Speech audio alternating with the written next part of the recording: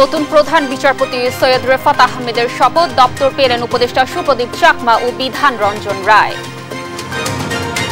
কর্তৃত্ববাদী শাসন আর আসবে না, 9 বছর পর দেশে ফিরে বিএনপি নেতা সালাউদ্দিন আহমেদ, জিয়ার সমাধিতে শ্রদ্ধা। শুধু মন্ত্রণালয় নয়, পুরো দেশের পরিস্থিতি চ্যালেঞ্জিং, ডিজিটাল ক্র্যাকডাউনে জড়িতদের শাস্তির ঘোষণা উপদেষ্টার। আন্দোলনে গুলির হুকুমদাতাদের শাস্তির আওতায় আনার ঘোষণা স্বরাষ্ট্র উপদেষ্টার, আইন মেনে রাজনীতি করার আহ্বান। এবং দ্রব্যমূল্য সন্তোষজনক পর্যায়ে আনতে সরকারি 13 দপ্তরকে আলটিমেটাম, শিক্ষার্থীদের ভোক্তা অধিদপ্তরের সঙ্গে বৈঠক। দর্শক, সংবাদ সন্ধ্যায় দেখছিলেন AKSTMT বার সংবাদ শিরোনাম। পুরো সংবাদ জুড়ে আপনাদের সাথে থাকবো আমি কানিজ লাবণী। শপথ নিলেন নবনিযুক্ত প্রধান বিচারপতি সৈয়দ রেফাত আহমেদ। দুপুরে বঙ্গভবনের দরবার হলে প্রধান বিচারপতিকে শপথ বাক্য পাঠ করান রাষ্ট্রপতি মোহাম্মদ শাহাবুদ্দিন। এরপর শপথ নেন অন্তর্বর্তীকালীন সরকারের 2 উপদেষ্টা বিধান রঞ্জন রায় ও সুপ্রদীপ চাকমা। পরে তাদের মধ্যে দায়িত্ব বন্টন করে প্রজ্ঞাপন জারি করে মন্ত্রিপরিষদ বিভাগ। শামীম আক্তারের রিপোর্ট। প্রধান বিচারপতি সহ 2 উপদেষ্টার শপথ উপলক্ষে প্রধান উপদেষ্টা ডক্টর মোহাম্মদ ইউনূসকে সঙ্গে নিয়ে বঙ্গভবনের দরবার হলে আসেন রাষ্ট্রপতি মোহাম্মদ শাহাবুদ্দিন। অনুষ্ঠানে যোগ দেন সরকারের উপদেষ্টা সহ হাইকোর্ট বিভাগের বিচারপতিরা। অংশ নেন বৈষম্য বিরোধী ছাত্র আন্দোলনের সমন্বয়কেরা। দেশের 25তম প্রধান বিচারপতি হিসেবে প্রথমে শপথ নেন নবনিযুক্ত প্রধান বিচারপতি সৈয়দ রেফাত আহমেদ। রাষ্ট্রপতি মোহাম্মদ শাহাবুদ্দিন তাকে শপথ বাক্য পাঠ করান। পরে শপথ বইয়ে সই করেন প্রধান বিচারপতি। এরপর অন্তর্বর্তীকালীন সরকারের উপদেষ্টা হিসেবে শপথ নেন বিধান রঞ্জন রায় ও সুপ্রদীপ চাকমা। পরে শপথ বইয়ে স্বাক্ষর করেন এই 2 উপদেষ্টা। এদিকে পার্বত্য চট্টগ্রাম বিষয়ক মন্ত্রণালয়ের দায়িত্ব পেয়েছেন সুপ্রদীপ চাকমা, আর বিধান রঞ্জন রায়কে দেয়া হয়েছে প্রাথমিক ও গণশিক্ষা মন্ত্রণালয়ের দায়িত্ব। ছাত্র জনতার অভ্যুত্থানে শেখ হাসিনা সরকারের পদত্যাগের পর গেল 8 আগস্ট শপথ নেন অন্তর্বর্তীকালীন সরকার। ওই দিন শপথ নেন প্রধান উপদেষ্টা ডক্টর মোহাম্মদ ইউনূস সহ 14 উপদেষ্টা। দেশের বাইরে থাকায় এখনও শপথ নিতে পারেননি মুক্তিযোদ্ধা ফারুক ইয়াজম। শামীমা আক্তার, দেশ টিভি, ঢাকা। এদিকে নতুন প্রধান বিচারপতি সৈয়দ রেফাত আহমেদকে স্বাগত জানিয়েছেন আইনজীবী, সাংবাদিক ও আদালতের কর্মকর্তারা। এ সময় গণজাগরণের জন্য সবাইকে অভিনন্দন জানান তিনি। এদিকে আপিল বিভাগের মতো হাইকোর্ট বিভাগও ঢেলে সাজানোর প্রয়োজন বলে মন্তব্য করেছেন অ্যাটর্নি জেনারেল মোহাম্মদ আসাদুজ্জামান। এদিকে আগামীকাল থেকে শুরু হবে সুপ্রিম কোর্টের বিচার কাজ। সাবরিনা মজুমদারের রিপোর্ট। বঙ্গভবনের রাষ্ট্রপতির কাছে শপথ নেয়ার পর সুপ্রিম কোর্টে আসেন দেশের 25তম প্রধান বিচারপতি সৈয়দ রেফাত আহমেদ। এ সময় সুপ্রিম কোর্টের প্রবেশ মুখে দাঁড়িয়ে থাকা আইনজীবী, সাংবাদিক সহ আদালতের কর্মকর্তারা নতুন প্রধান বিচারপতিকে অভিনন্দন জানান। পাল্টা অভিবাদন জানান প্রধান বিচারপতিও, বলেন সবাইকে গণজাগরণের অভিনন্দন। এদিন দেশের সর্বোচ্চ আইন কর্মকর্তা বলেন, অ্যাটর্নি জেনারেল কার্যালয় সংস্কার করতে হবে। অতীতের রাজনৈতিক পরিচয় ভুলে যেতে হবে কর্মকর্তাদের। বাংলাদেশ সুপ্রিম কোর্ট সংবিধানের অভিভাবক। অতীতে যার যে রাজনৈতিক পরিচয় থাক না কেন, চেয়ারে বসলে তাকে সেই জায়গাটা প্রতিষ্ঠা করতে হবে। যারা সাংবিধানিক দায়িত্ব যথাযথ পালন করতে পারবেন তাদের দিয়ে বিচার বিভাগ পরিচালিত হবে বলেও জানান তিনি। সংস্কার হতে হবে সে সমস্ত মানুষকে দিয়ে যারা তার চেয়ারের মর্যাদা রাখবেন, সাংবিধানিক দায়িত্বের মর্যাদা রাখবেন। ইতিমধ্যে কিছুটা সংকট কেটেছে মনে হয়, এবং সরকার দ্রুত পদক্ষেপ নিয়েছেন সুপ্রিম কোর্টকে, মানুষের আস্থার জায়গাকে অতি দ্রুত চালু করার জন্য। সরকার দ্রুত পদক্ষেপ নেয় সুপ্রিম কোর্টের সংকট কিছুটা কেটেছে। শিগগিরই বিচারিক কার্যক্রম শুরুর আশাও জানান অ্যাটর্নি জেনারেল। সাবরিনা মজুমদার, দেশ টিভি, ঢাকা। কর্তৃত্ববাদী শাসনের জায়গা আর দেশের মাটিতে হবে না বলে মন্তব্য করেছেন দীর্ঘদিন নির্বাসনে থাকা বিএনপির স্থায়ী কমিটির সদস্য সালাউদ্দিন আহমেদ। বহিঃশত্রুর আক্রমণ মোকাবিলার পাশাপাশি দেশের অভ্যন্তরীণ ষড়যন্ত্র মোকাবিলায় সবাইকে সতর্ক থাকার আহ্বান জানান তিনি। তিনি বলেন যে ত্যাগের বিনিময়ে নতুন স্বাধীনতা এসেছে তা মূল্যায়ন করে জনগণকে সত্যিকারের গণতন্ত্র ফিরিয়ে দিতে হবে। সাইফুর রিপনের রিপোর্ট। প্রথমে গুম, তারপর নিজেকে ভারতে আবিষ্কার, এরপর 9 বছরের নির্বাসিত জীবন। রাজনৈতিক নানা প্রতিকূলতা মোকাবিলা করে শেষ পর্যন্ত দেশে ফিরলেন বিএনপির স্থায়ী কমিটির অন্যতম সদস্য সালাউদ্দিন আহমেদ।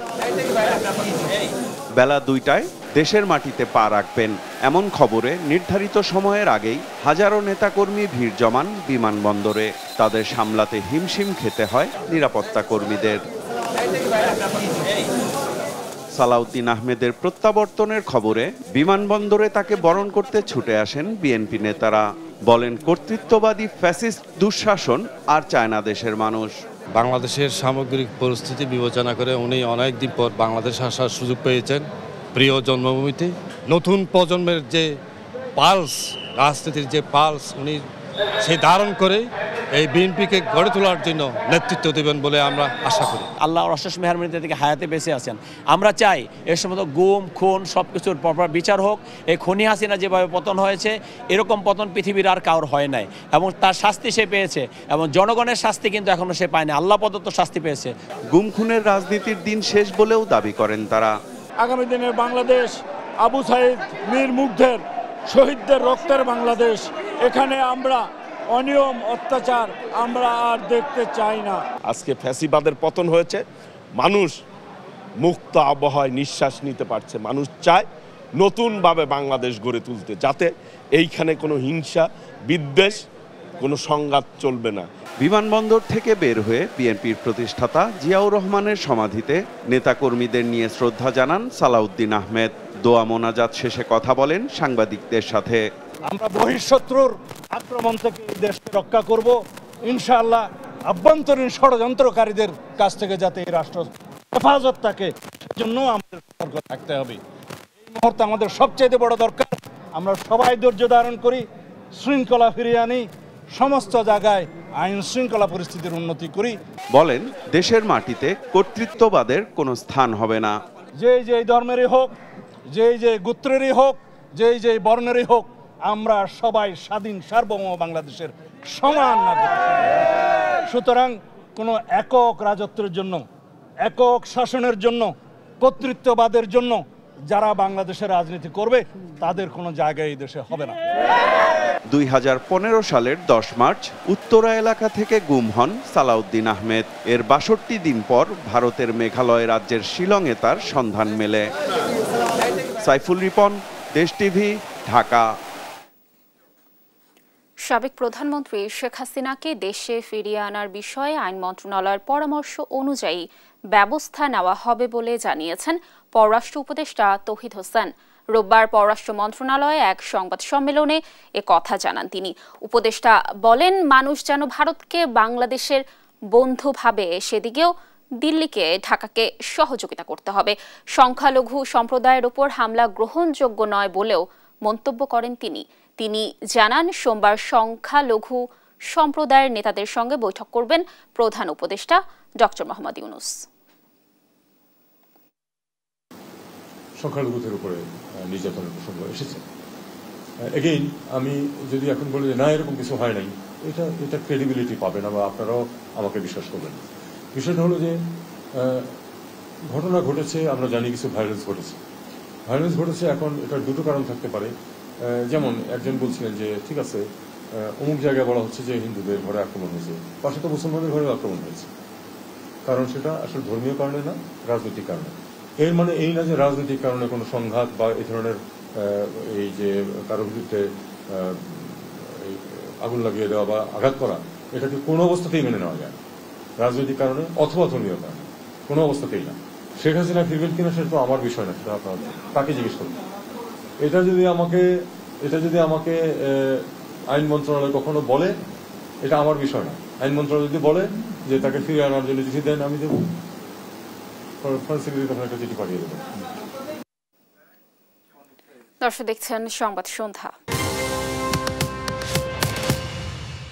শপথের পর প্রথম অফিস করলেন অন্তর্বর্তী সরকারের উপদেষ্টারা। এ সময় দুর্নীতি অনিয়মের বিরুদ্ধে জিরো টলারেন্স জানান তারা। যুব ও ক্রীড়া উপদেষ্টা আসিফ মাহমুদ জানান, ছাত্র হত্যায় সংশ্লিষ্টতার কারণে শেখ হাসিনা যুব উন্নয়ন ইনস্টিটিউটের নাম পরিবর্তন করা হবে, আর আন্দোলনের সময় ডিজিটাল ক্র্যাকডাউনের সঙ্গে জড়িতদের বিরুদ্ধে ব্যবস্থা নেওয়ার কথা জানান আইসিটি উপদেষ্টা নাহিদ ইসলাম। এদিকে স্থানীয় সরকার উপদেষ্টা হাসান আরিফ জানান, দেশে সৃষ্ট চ্যালেঞ্জ উত্তরণে কাজ করবেন তারা। ফখরুল ইসলামের রিপোর্ট। সদ্য গঠিত অন্তর্বর্তীকালীন সরকারের প্রথম কার্যদিবসে রোববার সচিবালয়ে একে একে আসেন বেশ কয়েকটি মন্ত্রণালয়ের উপদেষ্টারা। এই সময় মন্ত্রণালয়ের কর্মকর্তা কর্মচারীরা ফুলেল শুভেচ্ছা জানান উপদেষ্টাদের। যুব ও ক্রীড়া উপদেষ্টা আসিফ মাহমুদ সজীব ভূঁইয়া জানান, নারী টি-20 বিশ্বকাপ আয়োজনের চেষ্টা চলছে। দেশের ক্রীড়া খাতে শৃঙ্খলা ফেরাতে ঢেলে সাজাতে চান এই উপদেষ্টা। শেখ হাসিনা জাতীয় যুব উন্নয়ন ইনস্টিটিউটের নামটা আমরা পরিবর্তন করে বাংলাদেশ জাতীয় যুব উন্নয়ন ইনস্টিটিউট করছি এবং এই বিষয়ে প্রসেস চলমান থাকবে এবং দ্রুতই এটা কমপ্লিট হবে। নারী টি-20 বিশ্বকাপের বিষয়ে আমরা বিসিবির সাথে কথা বলেছি। যেই ইস্যুগুলো হচ্ছে তার মধ্যে সবচেয়ে গুরুত্বপূর্ণ হচ্ছে সিকিউরিটি এনশিওর করার ব্যাপারে স্টেট লেভেল থেকে কিছু কাজ করার ব্যাপার আছে। অর্থ ও পরিকল্পনা উপদেষ্টা ডক্টর সালেউদ্দিন জানান, আর্থিক সব খাত ও সরকারি হিসাব ব্যবস্থাপনায় স্বচ্ছতা নিশ্চিতের নির্দেশ দেওয়া হয়েছে। গভর্নর না থাকলেও ব্যাহত হবে না ব্যাংকিং কার্যক্রম পরিচালনা। আমি বলি যে গভর্নর যদি নাও থাকে, ডেপুটি গভর্নর থাকে, বাংলাদেশ ব্যাংকের রুলস রেগুলেশন এগুলো আছে। পেমেন্ট সিস্টেমের জন্য তো গভর্নর দেখে না। কর্মকর্তাদের বলছি, আপনার নিষ্ঠার সাথে মানুষের ইসের জন্য ইতিবাচক সব ইসে কাজ করবেন, কোনো কিছু ফেলে রাখবেন না, বাস্তবায়ন করবেন আর স্বচ্ছতা জবাবদিহিতা রাখবেন। প্রথম দিন নিজ দপ্তরে যোগ দিয়ে ডাক, টেলিযোগাযোগ ও তথ্য প্রযুক্তি উপদেষ্টা নাহিদ ইসলাম জানান, ইন্টারনেট সেবা বন্ধ করে দিয়ে মানবাধিকার লঙ্ঘনের মতো কাজ আর করতে দেওয়া হবে না। আমি আজকে চেষ্টা করব প্রথম দিনই যে গত আন্দোলনে যে ডিজিটাল ক্র্যাকডাউন আমরা বলেছি ইন্টারনেট বন্ধ করে, তার তদন্তের জন্য আজকে আমি ব্যবস্থা নেব যে কেন এই ঘটনাটি ঘটেছিল এবং কারা সেটার সাথে জড়িত ছিল, এবং দুর্নীতির বিরুদ্ধে অবশ্যই জিরো টলারেন্স নীতি বজায় থাকবে। স্থানীয় সরকার উপদেষ্টা AFM হাসান আরিফ জানান, দেশের চ্যালেঞ্জিং পরিস্থিতির উত্তরণে কাজ করবেন তারা। ফ্রিন্টলি শুধু মন্ত্রণালয়টা একটা চ্যালেঞ্জ না, বর্তমানে সারা দেশে যে পরিস্থিতি সেটাই একটা চ্যালেঞ্জ সকলের জন্য, পুরো এই সরকারের জন্যই একটা বড় চ্যালেঞ্জ। প্র্যাকটিক্যাল ফিল্ডে আসছি, এখন সেটা বুঝতে হবে, বুঝে তারপরে আমার প্ল্যানিংটা ঠিক করতে হবে। কৃষি ও প্রাণী সম্পদ খাতে নারী ও দরিদ্রদের জন্য কর্মসংস্থানকে বিশেষ গুরুত্ব দেওয়ার কথা জানান উপদেষ্টা ফরিদা আক্তার। প্রথম কাজ হলো যে একদম গ্রাম পর্যায়ে বা মাঠ পর্যায়ে যে অফিসগুলো আছে সেখানে আমি ভিজিট যাব এবং সেখানে যে সমস্যাগুলো আছে সেগুলো চিহ্নিত করব। তো সেজন্য অনিয়ম যদি থাকে সেটা আমি অবশ্যই জানবো পরে, কিন্তু আমার মনে হয় যে অনিয়মের কোনো সুযোগ রাখা উচিত হবে না। আর সুনির্দিষ্ট লক্ষ্য নিয়ে পরিবেশ ও জলবায়ু পরিবর্তন মোকাবেলায় কাজ করার কথা জানান উপদেষ্টা সৈয়দা রিজওয়ানা হাসান। আমরা চেষ্টা করব মানুষের আস্থা এই প্রশাসনের উপর দ্রুত কিভাবে স্থাপন করা যায়, সেটার জন্য এমন কিছু ইস্যুতে কাজ করা যেখানে মানুষ দৃশ্যমান কিছু ফল দেখতে পাবে। সকল ক্ষেত্রের জন্য সুশাসন, জবাবদিহিতা ও স্বচ্ছতা নিশ্চিত করার জন্য প্রশাসনিক কিছু ব্যবস্থা আমরা গ্রহণ করব। দেশের সংস্কারের জন্য কাজ করতে সবার সহযোগিতা চান সমাজ কল্যাণ উপদেষ্টা শারমিন মুর্শিদ। অন্তর্বর্তীকালীন সরকারের যে বড় জায়গাটা আছে সেই জায়গাটাই আমি মাথায় রাখবো, সেই পলিসিটাই আমি মাথায় রাখবো, রেখে আমি আমাদের মন্ত্রণালয়কে চেষ্টা করব বোঝার এবং চেষ্টা করব শুধরাবার এবং পরিবর্তন করার। ফখরুল ইসলাম, দেশ টিভি, ঢাকা। পুলিশকে লাঠিয়াল বাহিনী হিসেবে ব্যবহার করে জনগণের উপর অত্যাচার করেছে বিগত সরকার, এমন অভিযোগ করেছেন স্বরাষ্ট্র উপদেষ্টা সাখাওয়াত হোসেন। বৃহস্পতিবারের মধ্যে পুলিশ সদস্যরা কর্মস্থলে না ফিরলে শূন্য পদে নতুন নিয়োগের ঘোষণা দিয়ে তিনি বলেন, ছাত্র জনতার আন্দোলনে প্রতিটি গুলির হুকুমদাতাকে খুঁজে বের করে বিচারের আওতায় আনা হবে। এ সময় সবাইকে আইন মেনে রাজনীতি করার আহ্বানও জানান উপদেষ্টা। শাহাদাত নিশাদের রিপোর্ট। বৈষম্য বিরোধী ছাত্র আন্দোলনে গুরুতর আহত বেশ কয়েকজন পুলিশ সদস্য এখনও রাজারবাগ পুলিশ হাসপাতালে চিকিৎসাধীন। রোববার দুপুরে তাদের দেখতে যান স্বরাষ্ট্র উপদেষ্টা ব্রিগেডিয়ার জেনারেল অবসরপ্রাপ্ত এম সাখাওয়াত হোসেন। আন্দোলনে 42 জন পুলিশ সদস্য নিহত এবং অসংখ্য আহত হয়। এই পর্যন্ত আমাদের কাছে টোটাল 42 জন পুলিশ সদস্য বিভিন্ন র্যাঙ্কের, এর মধ্যে ইন্সপেক্টর 3 জন আছে আর বিভিন্ন র্যাঙ্কের আছে। এ সময় আহত পুলিশ সদস্যদের সাথে কথা বলেন এবং তাদের চিকিৎসার খোঁজখবর নেন স্বরাষ্ট্র উপদেষ্টা। পরিদর্শন শেষে উপদেষ্টা সাংবাদিকদের জানান, দেশের রাজনৈতিক দলগুলোকে চাটুকার রাজনীতি থেকে বেরিয়ে আসতে হবে। বাংলাদেশের রাজনীতি হয়েছে চাটুকারদের রাজনীতি। আমরা কোনো পলিটিশিয়ান তৈরি করে নাই, চাটুকার তৈরি করেছি। এমন চাটুকার তৈরি করেছি যে মানুষ পড়ে যাচ্ছে কিন্তু না, সব ঠিক আছে। পুলিশকে আর লাঠিয়াল বাহিনীর মতো ব্যবহার করা যাবে না বলেও সাফ জানিয়ে দেন তিনি। সেই সঙ্গে সড়কের শৃঙ্খলায় কাজ করা শিক্ষার্থীদের সার্টিফিকেট দেওয়ার নির্দেশ দেন উপদেষ্টা। রাজনীতিবিদরা আমাকে পছন্দ করুন না করুন, আই কুডন্ট কেয়ার লেস। এখন রাজনীতি করা এই দেশে অনেক ডিফিকাল্ট হবে। পুলিশকে আপনি আর পুলিশ লাঠিয়াল বাহিনীর মতো পরিচালিত করতে পারবেন না। পরে হাসপাতাল থেকে সচিবালয়ে নিজ দপ্তরে যান স্বরাষ্ট্র উপদেষ্টা, কথা বলেন গণমাধ্যমের সঙ্গে। বৃহস্পতিবারের মধ্যে সব পুলিশ সদস্যকে কর্মস্থলে ফেরার নির্দেশ দিয়ে তিনি জানান, কেউ না ফিরলে নতুন নিয়োগ দেয়া হবে। এই বৃহস্পতিবারের মধ্যে যে যার জায়গায় চলে যাবেন, ডিউটিতে থাকবেন। যা হয়ে গেছে সেটা হয়তো কারোর গায়ে কেউ হাত দেবেন না। বিচার করার আমরা প্রক্রিয়াটা করব, বিচার বিভাগ বিচার করবে। যারা দখল চাঁদাবাজি করবে তাদের পা ভেঙে দেওয়ার নির্দেশও দেন স্বরাষ্ট্র উপদেষ্টা। শাহাদাত নিশাদ, দেশ টিভি, ঢাকা। দ্রব্যমূল্য নিয়ন্ত্রণে আনতে বাণিজ্য মন্ত্রণালয়ের 13 দপ্তরকে 1 সপ্তাহের আলটিমেটাম দিয়েছে বৈষম্য বিরোধী আন্দোলনের শিক্ষার্থীরা। সকালে টিসিবি ভবনে ভোক্তা অধিকার সংরক্ষণ অধিদপ্তরের সাথে বৈঠকে এই আলটিমেটাম দেয় তারা। এ সময় বাজার ব্যবস্থাপনার অনিয়ম, দুর্নীতির তথ্য শিক্ষার্থীদের হাতে তুলে দেন মহাপরিচালক। M A আজিমের report. Sheikh Hasina সরকারকে বিদায় করার পর রাষ্ট্র সংস্কারের অংশ হিসেবে নিত্যপণ্যের বাজার তদারকিতে নেমেছে শিক্ষার্থীরা। এ আগ্রহকে স্বাগত জানিয়ে শিক্ষার্থীদের সাথে বৈঠক করে জাতীয় ভোক্তা অধিকার সংরক্ষণ অধিদপ্তর। শুরুতেই সিন্ডিকেট, অনিয়ম আর দুর্নীতির কথা তুলে নিজেদের ব্যর্থতা স্বীকার করেন ভোক্তা অধিদপ্তরের মহাপরিচালক। শিক্ষার্থীদের এদিকে নজর দেওয়ার আহ্বানও জানান তিনি। শিক্ষক আছেন, এখানে মজুর ভাই আছেন, আমরা আসলে ব্যর্থ হয়েছি। আমরা এখন তোমাদের নিয়ে সম্পদ। এ সময় বাজার ঘুরে মূল্যস্ফীতি নিয়ে গেল কদিনের অভিজ্ঞতা তুলে ধরেন শিক্ষার্থীরা। মাঠ পর্যায় থেকে কৃষি পণ্য আমরা কৃষকের কাছ থেকে নিয়ে মিডলম্যান হিসেবে কাজ করতে পারি কিনা অনলাইনে। আমরা এই দপ্তরেই জানতে চাই, আপনাদের মাধ্যমে তথ্য চাই, তারা এই নৈরাজ্যটি কায়েম করেছে, তাদেরকে এখন বিদায় দেওয়ার সময় এসেছে। কৃষকের কাছ থেকে কত টাকা দিয়ে কিনছে কোনো রসিদ নাই। বাজারে ঢাকায় আনে 20 টাকা দিয়ে কিনে এনে বলে যে আমরা 40 টাকা দিয়ে কিনে এনেছি, তোমরা আমাদেরকে 45 টাকা দাও। সমন্বয়ক বিন ইয়ামিন মোল্লা বলেন, 1 সপ্তাহের মধ্যে বাজারে নিত্যপণ্য সন্তোষজনক দামে না পাওয়া গেলে সরে যেতে হবে বাণিজ্য মন্ত্রণালয়ের সংশ্লিষ্ট 13 দপ্তরের কর্তাদের।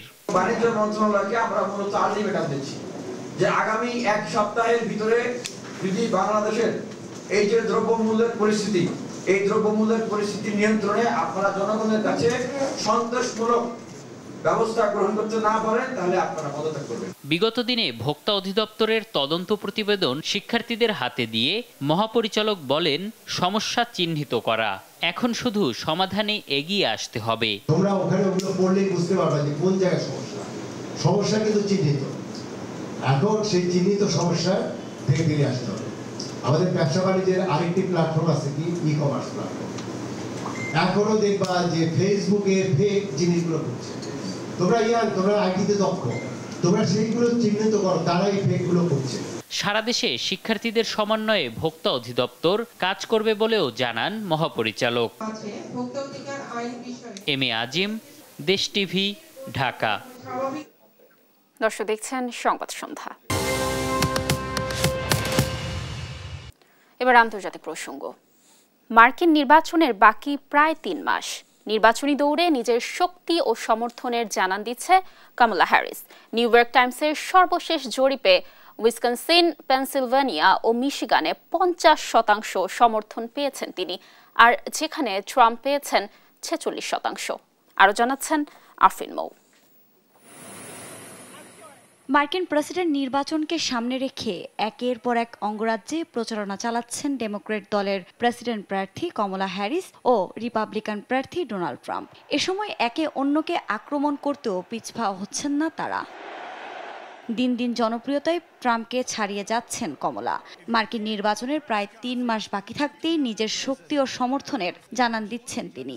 এ পরিস্থিতিতে দুইজনের জনপ্রিয়তা জানতে জরিপ চালায় নিউ ইয়র্ক টাইমস, যেখানে দেখা যায় উইসকনসিন, পেনসিলভানিয়া এবং মিশিগানের সবচেয়ে জনবহুল এ অঙ্গরাজ্যগুলোতে ট্রাম্পের চেয়ে জনপ্রিয়তায় অনেকটাই এগিয়ে কমলা, যেখানে 50% মানুষ কমলাকে সমর্থন করলেও 46% মানুষ সমর্থন করেন ট্রাম্পকে। আগামী নির্বাচনের শেষ হাসিটা কমলাই হাসতে পারেন বলে ধারণা অনেকের। কমলা হ্যারিসের নতুন running mate Minnesota governor Tim ওয়ালজের নাম ঘোষণার পর থেকে হ্যারিসের জনপ্রিয়তা ক্রমাগত বাড়ছে, তবে অর্থনীতি ও অভিবাসন ইস্যুতে ট্রাম্প এখনও এগিয়ে। নিজের সমর্থন বাড়াতে নতুন নতুন পন্থা অবলম্বন করছেন কমলা। শনিবার নেভাদা অঙ্গরাজ্যের প্রচারণায় নির্বাচনে জয়লাভ করেই ন্যূনতম মজুরি বাড়ানোর প্রতিশ্রুতি দেন তিনি। একই সঙ্গে বহু জিনিসে অতিরিক্ত কর প্রত্যাহারের চেষ্টা চালাবেন বলেও জানান তিনি। এখানে সবার কাছে এটা আমার প্রতিশ্রুতি, প্রেসিডেন্ট নির্বাচিত হলে কর্মজীবী মানুষের জন্য কাজ করব। ন্যূনতম মজুরি বাড়ানো ছাড়াও টিপসের উপর ট্যাক্স তুলে নেওয়ার ব্যবস্থা করা হবে। এ পরিস্থিতিতেই হ্যাকিংয়ের কবলে ট্রাম্পের প্রচারণা শিবির। ফাঁস হয়েছে অভ্যন্তরীণ কিছু তথ্য, আর এর জন্য ইরানকে দায়ী করা হয়েছে। সরাসরি প্রমাণ না দিলেও ইরানের সঙ্গে ট্রাম্পের অতীতের বিরোধের কথাও উল্লেখ করা হয় এ সময়। আফরিন মৌ, নিউজ ডেস্ক, দেশ টিভি। দর্শক দেখছেন সংবাদ সন্ধ্যা।